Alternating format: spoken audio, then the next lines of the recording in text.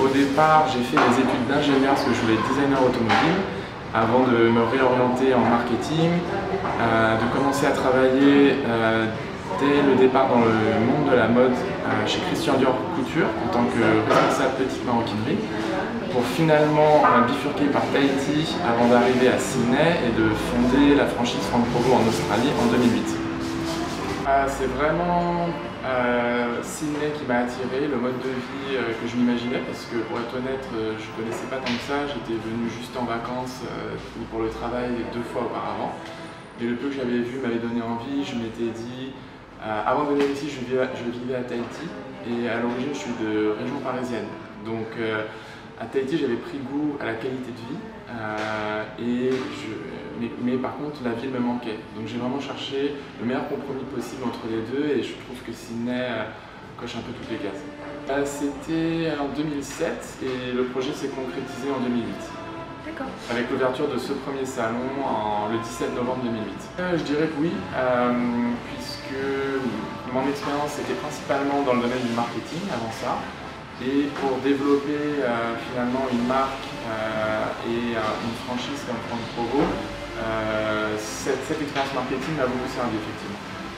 Non, je pense que c'est jamais facile. Ça reste un pays effectivement comme l'image qu'il renvoie où les choses sont quand même plutôt favorables au business, plutôt plus faciles d'un point de vue administratif. Donc de ce point de vue-là, c'est vrai que je pense que peut-être comparer à des pays comme la France, parce que finalement je n'ai jamais lancé mon entreprise en France, mais j'ai mon frère ou mon meilleur ami qui sont entrepreneurs là-bas, donc je vois un peu les épreuves par lesquelles ils ont dû passer. Je pense que c'est un peu plus facile ici, mais après je pense aussi qu'il faut savoir relativiser, car dans le monde anglo-saxon, on renvoie toujours une image très positive, ce qui est plutôt agréable, mais parfois est un petit peu exagéré. Et c'est pas aussi facile finalement qu'on pourrait le penser. Alors au niveau coiffure, ce qui est bien, c'est qu'on trouve que les goûts et les tendances ont tendance à se rapprocher de plus en plus, en tout cas dans le monde occidental. C'est-à-dire que quand on est arrivé ici en 2008, il y avait quand même une certaine différence de goût et de style. Je vais prendre l'exemple à mon avis le plus parlant, c'est au niveau du blond et des mèches. En France, il y avait déjà on aimait déjà plus, les femmes aimaient déjà plus un style naturel qu'on va obtenir avec des techniques comme le balayage, qui est la spécialité de Franck Provo et dont il fait partie des pionniers. Alors qu'en Australie, elles aimaient que ce soit très blond, de la racine jusqu'aux pointes. Donc c'était quand même assez différent. Et quand on commençait à introduire le balayage en Australie, certaines clientes nous disaient qu'elles n'étaient pas satisfaites, qu'on n'avait pas été assez proche de la racine ou qu'on ne voyait rien finalement alors qu'elles avaient payé 150 $. Et aujourd'hui finalement, on a aussi fait partie des pionniers du balayage ici, mais c'est devenu une vraie tendance, c'est presque devenu la norme ici aussi en Australie. Et je pense que c'est beaucoup lié aux réseaux sociaux qui font que de nos jours, les mêmes modes sont lancées de manière instantanée aux 4 coins du monde. Donc la dernière tendance à Paris ou à Hollywood va se retrouver sur Facebook et sur Instagram et va être suivie par les personnes d'Australie tout comme les personnes de France ou des États-Unis. Oui, malgré tout, il faut toujours, on dit toujours que les plus grands succès de mondialisation sont des marques et des concepts relativement universels, mais toujours adaptés au marché local, et ça je pense que c'est vrai. Et oui, malgré tout, on va dire en règle générale, la femme australienne va quand même aimer quand c'est un peu plus travaillé, un peu plus sophistiqué dans ce sens-là du terme, alors que la femme française, en général, va préférer quand c'est plus naturel et quand on a presque l'impression qu'elle n'a rien fait. Complètement, on a beaucoup misé là-dessus au début. Quand on a lancé la marque en Australie, elle était complètement inconnue, même si le taux de notoriété de Franck Provo en France à l'époque était déjà supérieur à 90%, c'était clairement. Donc on savait qu'une de nos premières cibles serait la communauté française ou plus généralement européenne ou asiatique, où se trouvent déjà des salons Franck Provo.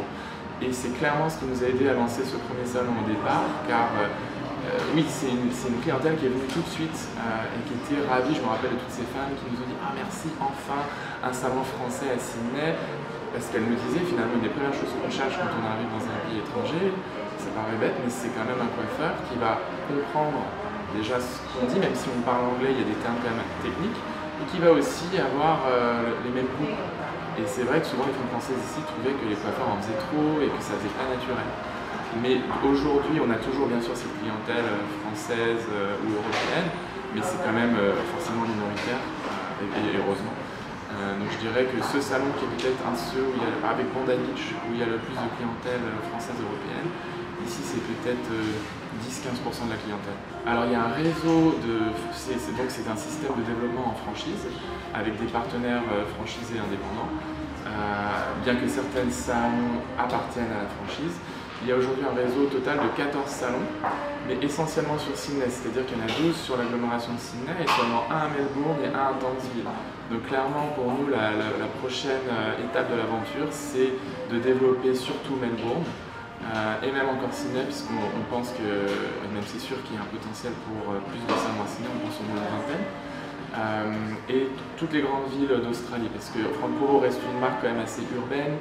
Le positionnement de Frank Pro, c'est de rendre le style, le savoir-faire, le style glamour et le savoir-faire unique de Paris accessible ici en Australie. Mais on va dire qu'on a aussi testé des salons plus en région et ça marche quand même moins bien. Donc on va rester focalisé sur Sydney, Melbourne, Brisbane, Perth et Adelaide.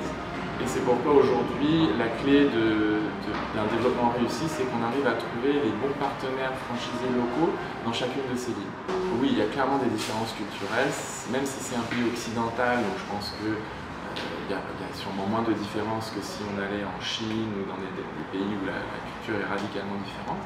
Mais malgré tout, c'est aussi une chose que je trouve qu'on peut sous-estimer parfois, c'est qu'il y a quand même de vraies fortes différences culturelles. Bon, le cliché principal, je pense, c'est de dire que les Français sont très francs, très directs et vont plus dire les choses telles qu'ils les pensent, alors qu'ici, ils ont peut-être un peu hérité une bonne partie, il y a une bonne partie de la population qui est d'origine anglo-saxonne, donc ils ont hérité un peu de ce caractère anglo-saxon où on dit moins ce qu'on pense de manière frontale. Donc ici, je pense qu'il faut apprendre à décoder. Et comme je le disais tout à l'heure, souvent à relativiser, parce que ça va toujours, ils utilisent beaucoup les superlatifs et ils vont toujours dire que c'est plutôt mieux que ce que c'est en réalité, enfin pour nous français en tout cas. Donc il faut apprendre effectivement à comprendre ça. Alors il y a évidemment des salons de coiffure partout, parce que c'est l'un des plus vieux métiers du monde je pense, c'est que les gens ont toujours eu besoin de se faire couper les cheveux. Mais en termes de grandes marques internationales, on va dire que notre concurrent principal c'est Toni & Guy, qui est une marque qui vient de Londres, fondée par des immigrés italiens à Londres dans les années 50. Mais ce qui est bien, c'est que ce n'est pas un concurrent totalement frontal, puisque en termes de style, ils ont un style beaucoup plus anglais, et en termes de prix, ils sont quand même plus chers aussi. Frank Pro, c'est plus un style glamour parisien et un positionnement de luxe accessible. Donc c'est pas cheap, comme on dit en anglais, parce que c'est de la qualité, mais ça reste un très bon rapport qualité-prix. Donc pour résumer, j'aime dire que quand on va chez Toni & Guy, on va à Londres, et quand on va chez Frank Pro, on va à Paris.